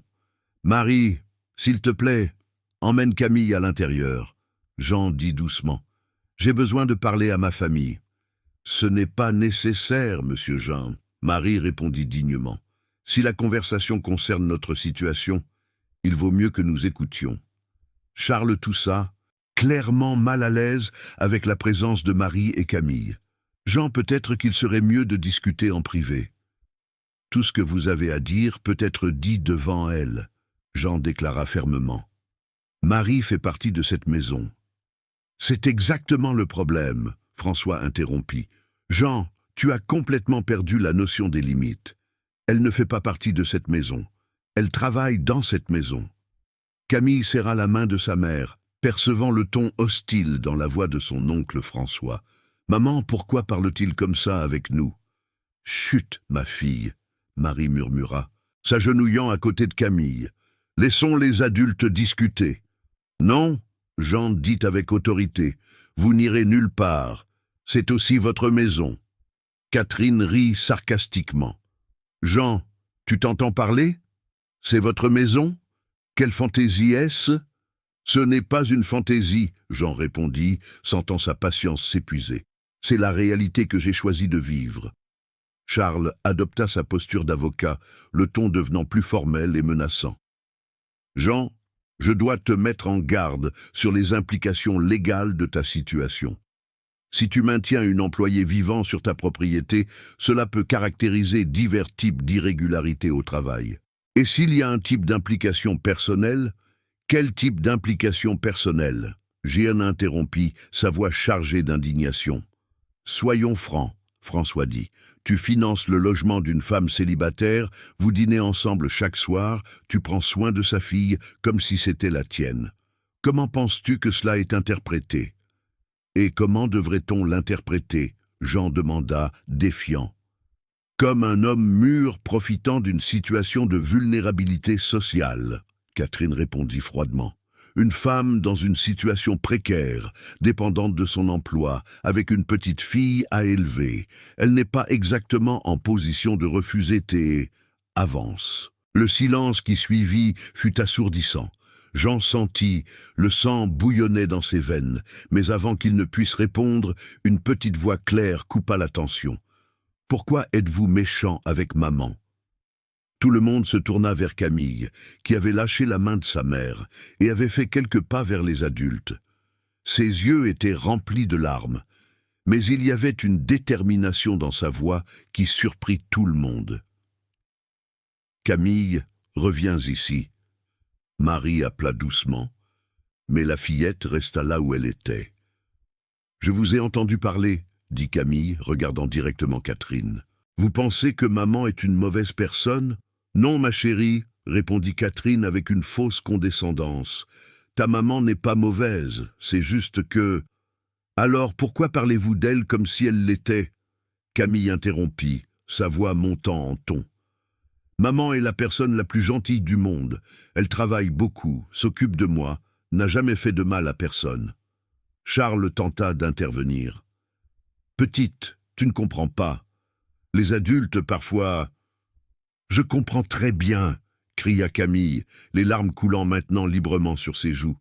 « Vous pensez qu'on ne mérite pas de vivre dans une belle maison, qu'on ne peut pas être ami avec oncle Jean, que maman ne peut être qu'employée et ne peut jamais être famille ?» Le silence gênant qui suivit ne fut rompu que par les sanglots contenus de Camille. Marie s'approcha de sa fille, mais Camille continua à parler, regardant maintenant directement Jean. « Oncle Jean, tu penses aussi qu'on ne devrait pas être ici ?» Jean s'agenouilla à la hauteur de la fillette, ses propres yeux embués. « Camille, jamais, en aucune circonstance, je ne penserais une chose pareille. » « Alors pourquoi veulent-ils qu'on parte ?»« Parce qu'ils ne comprennent. Et pas encore que vous êtes ma famille maintenant, » dit Jean, sa voix chargée d'émotion. « Mais je comprends, et c'est cela qui compte. » Camille se jeta dans les bras de Jean, l'enlaçant avec force. « Je ne veux pas partir, oncle Jean. On est heureux ici. »« Et vous ne partirez pas, » dit Jean, se levant avec Camille dans ses bras. « C'est votre maison, pour toujours, si vous le souhaitez. » Charles fit un mouvement comme s'il allait protester, mais Jean le réduisit au silence d'un regard. « Ma décision est prise, » déclara Jean, sa voix chargée d'une autorité qui ne souffrait aucune discussion. Marie et Camille sont ma famille maintenant. Elles ne sont peut-être pas de ma propre chair, mais elles sont ma famille de choix. Et ceux qui ne peuvent pas accepter cela peuvent quitter ma propriété immédiatement. Jean, tu commets une terrible erreur. François tenta d'argumenter. Quand cela finira mal, ne viens pas pleurer auprès de nous. Ça ne finira pas mal, répondit Jean, avec une conviction absolue. Et si vous ne parvenez pas à voir l'évidence que ces deux personnes ont apporté plus d'amour et de joie dans ma vie que tout ce que j'ai jamais expérimenté, alors un problème est le vôtre, pas le mien. Catherine souffla d'indignation. Charles, partons. Ça ne sert à rien d'essayer de parler à ceux qui ne veulent pas écouter. Alors que les trois visiteurs se dirigèrent vers la sortie, François s'arrêta et se retourna une dernière fois. Quand les rumeurs augmenteront et commenceront à affecter vos affaires, souviens-toi de cette conversation, dit-il, avant de suivre Charles et Catherine jusqu'au portail. Après le départ des frères, Jean, Marie et Camille restèrent en silence dans le jardin pendant quelques instants. Camille avait cessé de pleurer, mais elle s'accrochait encore au cou de Jean. « Monsieur, Jean !» dit enfin Marie, sa voix tremblante. « Peut-être qu'ils ont raison, peut-être qu'il vaudrait mieux qu'on... » « Madame Marie, » Jean l'interrompit doucement, « si vous voulez partir parce que vous ne vous sentez pas heureuse ici, je comprends et respecte cela. Mais si vous pensez à partir à cause de ce qu'ils ont dit, s'il vous plaît, ne faites pas cela. C'est que je ne veux pas vous nuire. Vos affaires, votre réputation, ma réputation. » Jean rit tristement. « Madame Marie, pendant 53 ans, j'ai construit une réputation d'homme réussi, discipliné, respecté. Mais pendant tout ce temps, je n'ai jamais été véritablement heureux. Vous deux m'avez apporté un bonheur que je ne savais même pas possible. » Camille leva la tête de l'épaule de Jean. « Ça veut dire qu'on peut rester ? » ?»« Ça veut dire que j'aimerais beaucoup que vous restiez, » répondit Jean. « Mais seulement si vous le souhaitez. » Camille regarda sa mère. « Maman, tu veux rester ?» Marie regarda autour d'elle. Le jardin où sa fille jouait tous les jours, la maison où elle avait trouvé non seulement du travail mais du respect et de l'affection, l'homme qui était devenu bien plus qu'un patron. « Oui, » murmura-t-elle, « je veux rester. » Ce samedi, Après-midi, après la tempête émotionnelle du matin, les trois se réunirent pour un déjeuner simple dans le jardin. Camille, avec la résilience typique des enfants, s'était déjà complètement remise de l'épisode du matin et babillait joyeusement sur les plans pour le reste du week-end. Jean observait cette scène, Marie servant le déjeuner avec son sourire serein de retour sur son visage. Camille racontant une histoire sur un papillon qu'elle avait vu dans le jardin et su qu'il avait fait le bon choix. Les pressions extérieures étaient réelles, les rumeurs pouvaient augmenter, les affaires pouvaient être affectées. Mais aucune de ces conséquences n'était plus importante que de protéger la famille qu'il avait choisi d'aimer. Le courage d'une enfant de 6 ans avait montré à tous les adultes présents ce qui importait vraiment.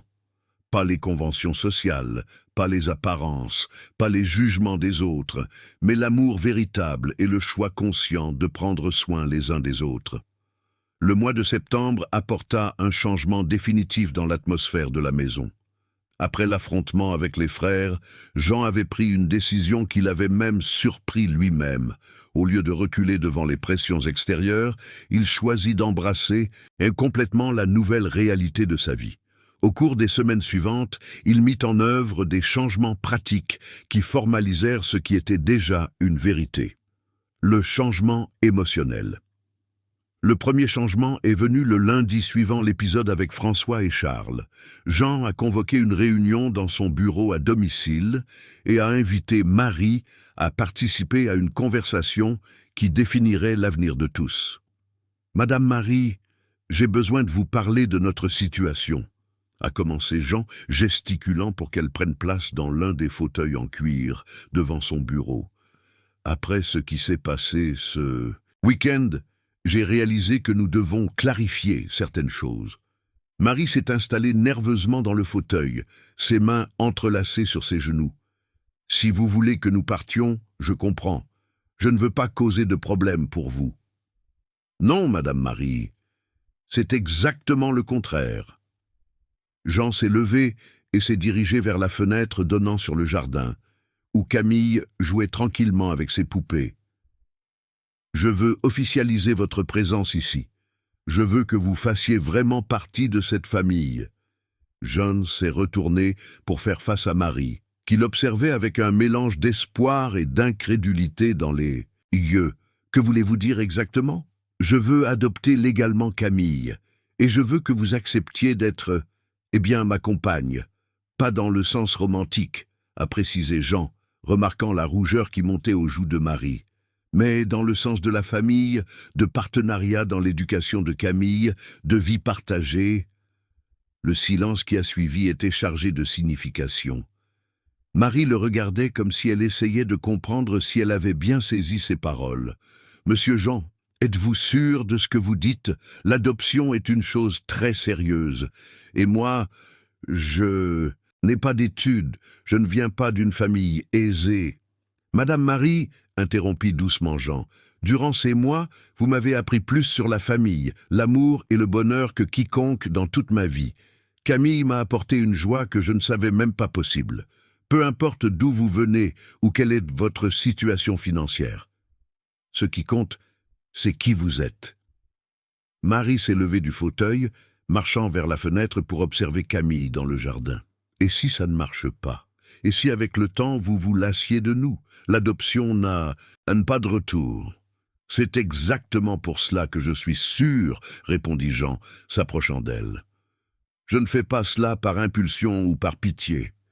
Je le fais parce que vous deux êtes devenus le centre de ma vie. Parce que quand je pense à l'avenir, je ne peux pas l'imaginer sans vous. » À ce moment-là, Camille est apparue à la porte du bureau, portant une poupée en tissu. « Puis-je entrer ? La poupée Clarina veut dire quelque chose d'important pour vous, » annonça-t-elle avec le sérieux que seuls les enfants peuvent imprimer dans leur jeu. « Bien sûr, petite. »« Que veut dire Clarina ?» demanda Jean en souriant.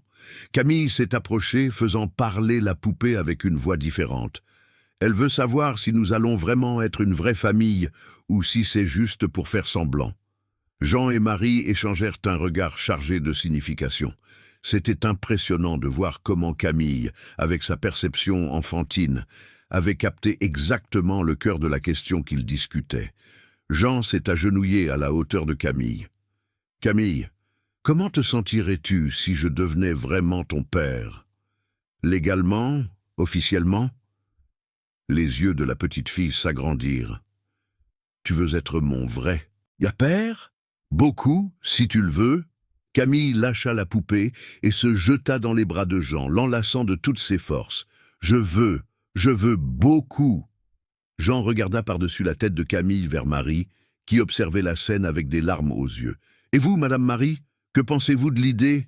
Marie essuya ses larmes avec le dos de sa main. « Je pense que Camille n'a jamais été aussi heureuse qu'elle l'est ici, et moi, je n'ai jamais été non plus. » « Alors c'est décidé, » dit Jean se levant avec Camille, toujours dans ses bras. « Nous allons être une famille officielle. » Les semaines suivantes furent d'une intense activité. Jeanne a engagé un avocat spécialisé en droit de la famille pour entamer le processus d'adoption. Il découvrit que la procédure serait plus complexe qu'il ne l'avait imaginé, impliquant des évaluations psychologiques, des études sociales et une série de bureaucraties légales. Vous comprenez que ce processus sera minutieusement analysé, expliqua Dr Henri Marques, l'avocat, lors d'une réunion. L'adoption par une personne célibataire d'un enfant qui n'est pas orphelin nécessite des justifications très claires, surtout compte tenu de votre position sociale et du fait que la mère travaille pour vous. Docteur, je suis prêt à toute enquête nécessaire, répondit Jean avec conviction.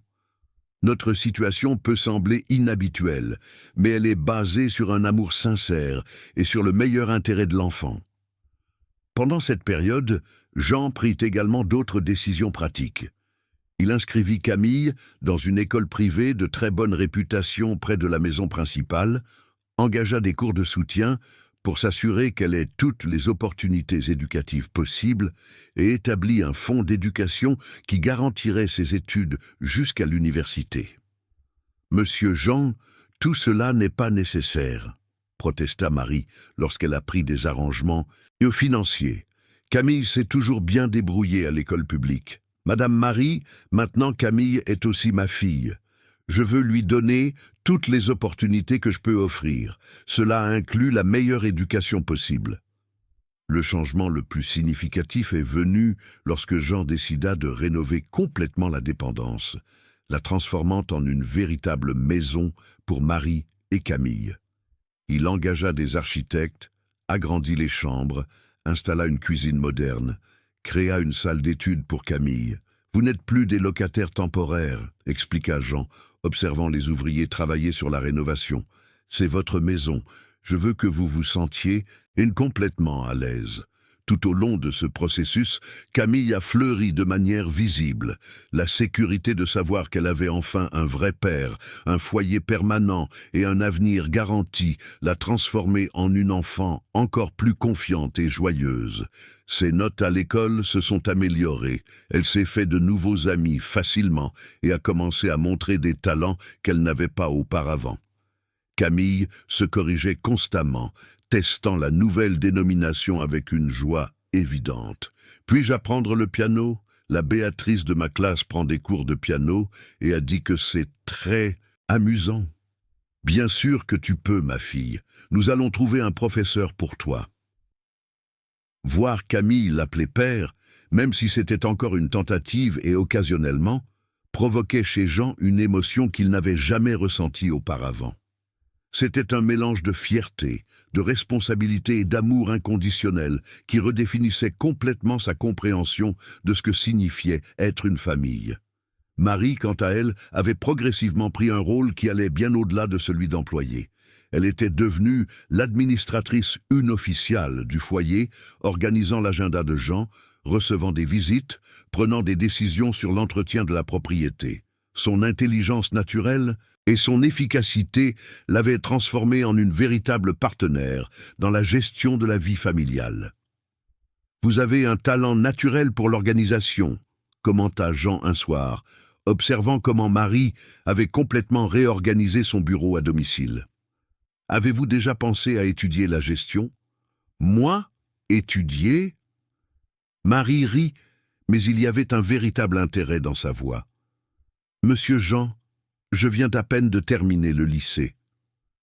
Et alors? Vous êtes l'une des personnes les plus intelligentes que je connaisse. Avec votre expérience pratique et un peu de théorie, vous seriez une excellente gestionnaire. L'idée avait planté une graine dans l'esprit de Marie. Au cours des jours suivants, elle avait recherché des cours du soir, des universités à distance, des opportunités de reprendre ses études. C'était un rêve qu'elle avait abandonné depuis longtemps, mais qui semblait à nouveau possible. En octobre, la date de la première audience dans le processus d'adoption était enfin arrivée. Jean, Marie et Camille se dirigèrent vers le tribunal des enfants un matin ensoleillé, tous vêtus de leurs plus beaux vêtements et portant un dossier plein de documents. Camille, qui avait été préparée par Jean et Marie sur ce à quoi s'attendre, s'était montrée étonnamment mature tout au long du processus.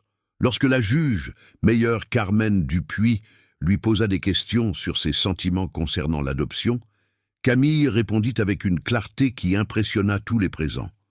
« J'ai toujours voulu avoir un père, » dit Camille, assise sur une chaise haute devant la table de la magistrate. « Le papa Jean, il prend soin de moi, joue avec moi, m'aide avec mes leçons, me fait sentir en sécurité. Il est déjà mon père dans mon cœur. Maintenant, je veux juste qu'il le soit sur le papier aussi. » À la fin de l'audience, la juge annonça qu'elle autoriserait le processus, mais qu'il faudrait encore quelques semaines pour que toutes les formalités légales soient complètes. Considérant toutes les preuves présentées et le bien-être évident de l'enfant, déclara Meilleure Carmen, ce tribunal ne voit aucun obstacle à la conclusion de l'adoption. Monsieur Jean, à partir d'aujourd'hui, la petite Camille est sous votre tutelle légale provisoire jusqu'à ce que l'adoption soit définitivement formalisée. En sortant du tribunal, les trois marchèrent en silence jusqu'à la voiture, traitant l'ampleur de ce qui venait de se passer. Camille fut la première à briser le silence. « Cela veut dire que maintenant, tu es officiellement mon père ?» Jean s'arrêta au milieu du trottoir, s'agenouilla devant Camille et la regarda dans les yeux. « Cela veut dire que maintenant je suis officiellement ton père, pour toujours. »« Pour toujours vraiment ?»« Pour toujours vraiment. » Camille l'enlaça avec force, et Jean sentit que sa vie avait enfin trouvé son véritable but. Il avait choisi sa famille, et sa famille l'avait choisi en retour, et rien au monde ne pouvait être plus parfait que cela. Décembre arriva à Paris, apportant avec lui la chaleur typique de l'été parisien et une sensation de renouveau qui flottait sur la maison de Montmartre. C'était la veille de Noël 2025, et Jean observait par la fenêtre de son bureau à domicile les transformations que les 8 derniers mois avaient apportées non seulement à sa propriété, mais à son âme. La dépendance avait été complètement rénovée et ressemblait désormais davantage à une maison indépendante qu'à un annexe de service. Marie avait décoré chaque pièce avec le bon goût naturel que Jean avait appris à admirer, mélangeant des meubles simples mais élégants avec des objets personnels qui racontaient l'histoire de leur vie. Camille avait sa propre chambre, peinte en rose clair selon son choix, avec un bureau où elle faisait ses devoirs tous les après-midi et une petite bibliothèque remplie de livres pour enfants que Jean s'assurait d'acheter régulièrement. Le processus d'adoption avait été officiellement finalisé en novembre.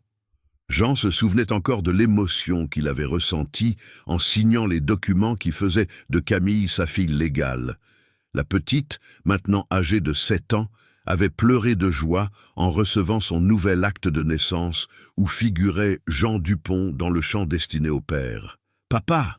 avait dit Camille ce jour-là, testant le mot sans aucune hésitation. « Maintenant j'ai vraiment ton nom de famille ? Maintenant tu as mon nom de famille, mon amour, Camille Dupont. » Voir son propre nom de famille associé au nom de la petite avait provoqué chez Jean une émotion indescriptible. Pendant des décennies, il avait cru qu'il ne serait jamais père, que son nom mourrait avec lui.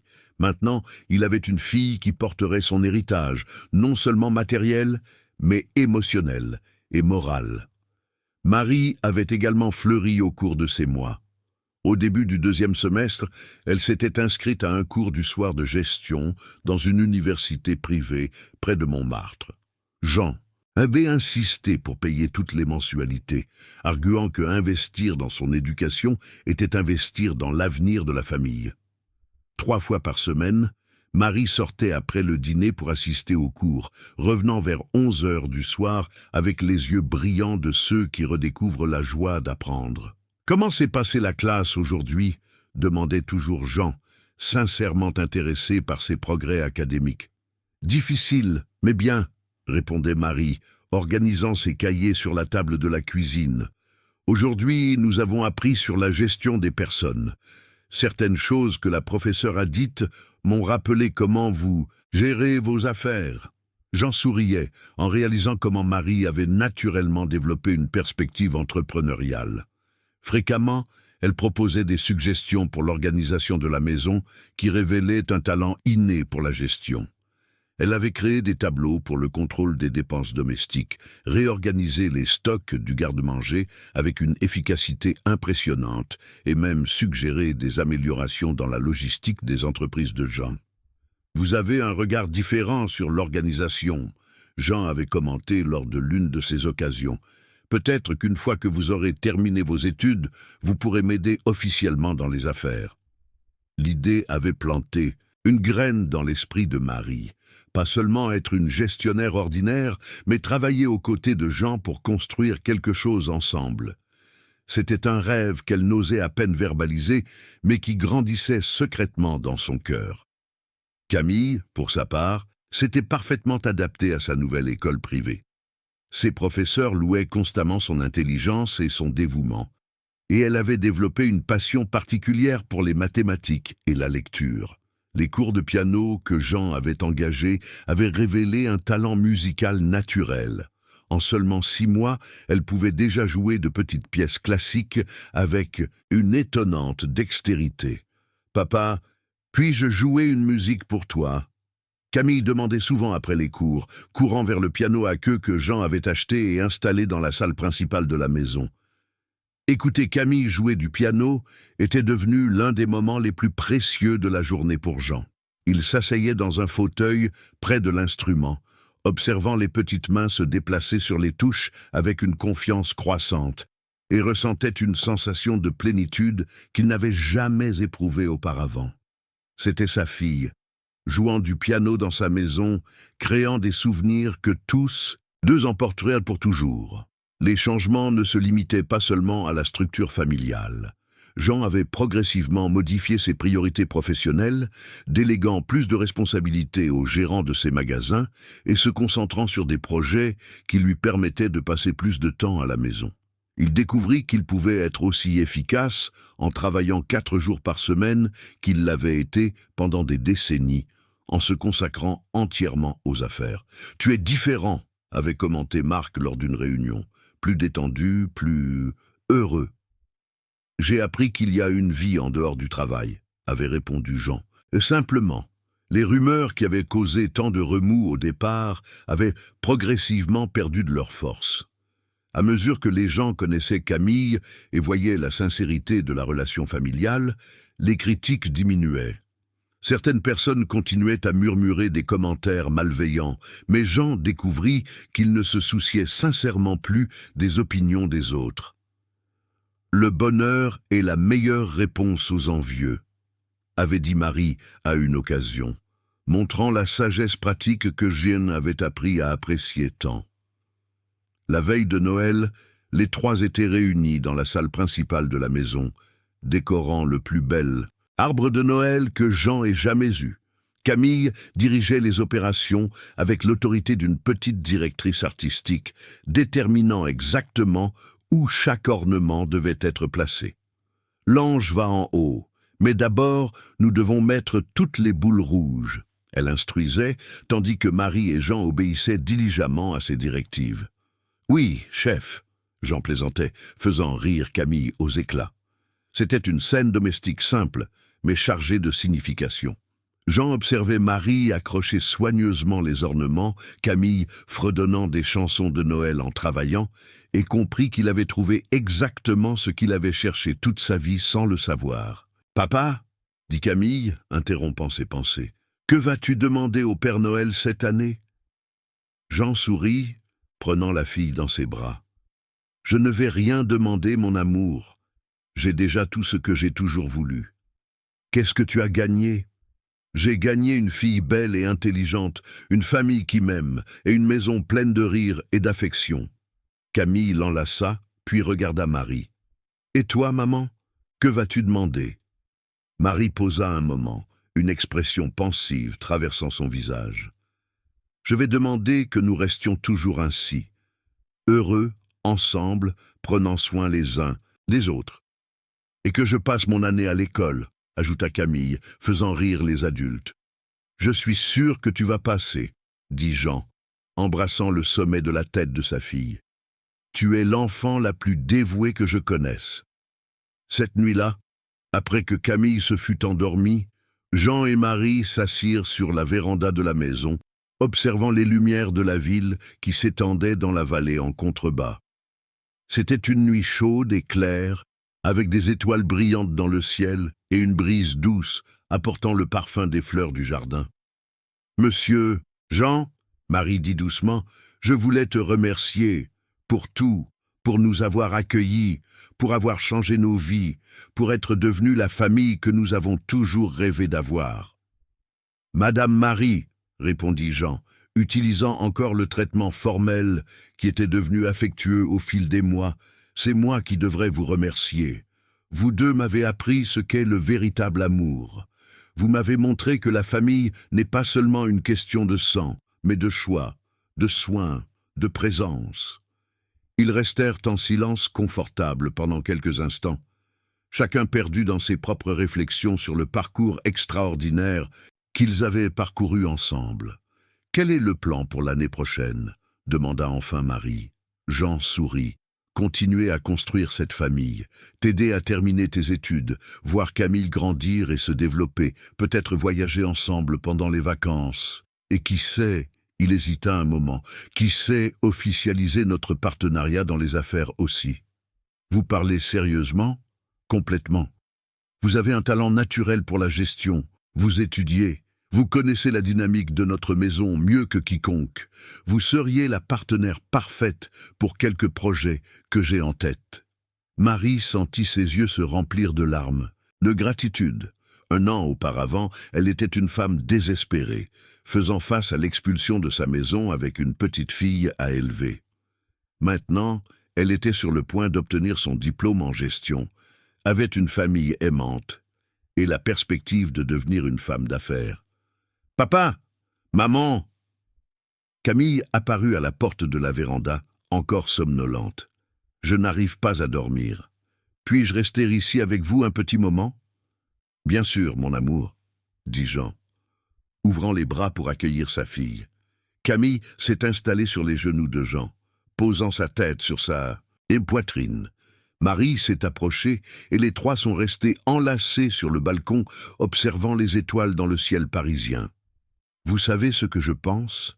dit Camille d'une voix somnolente. « Je pense que nous sommes la famille la plus heureuse du monde. » Jean et Marie échangèrent un regard par-dessus la tête de la petite fille, sachant tous deux qu'elle avait exprimé exactement ce qu'ils ressentaient dans leur cœur.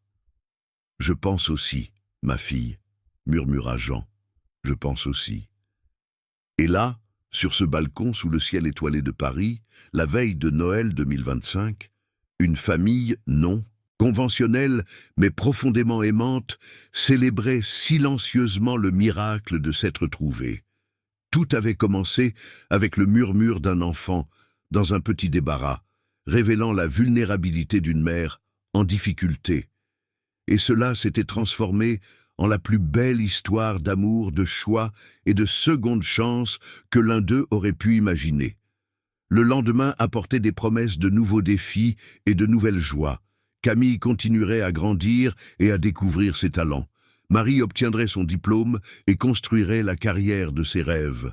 Jean continuerait à apprendre à être père et à découvrir de nouvelles significations au mot famille. Mais cette nuit-là, enlacés sur le balcon, ils avaient tout ce dont ils avaient besoin, les uns les autres, un foyer rempli d'amour et la certitude qu'ils avaient créé quelque chose de permanent et de précieux dans le monde. Parfois, les plus grandes transformations commencent par les plus petits gestes. Un murmure d'enfant, un moment de compassion, une décision d'ouvrir son cœur à l'inattendu. Et parfois, ces petits gestes se transforment en quelque chose de bien plus grand. Une famille, un avenir, un amour qui durera pour toujours. Laissez votre like, abonnez-vous à la chaîne, activez la cloche.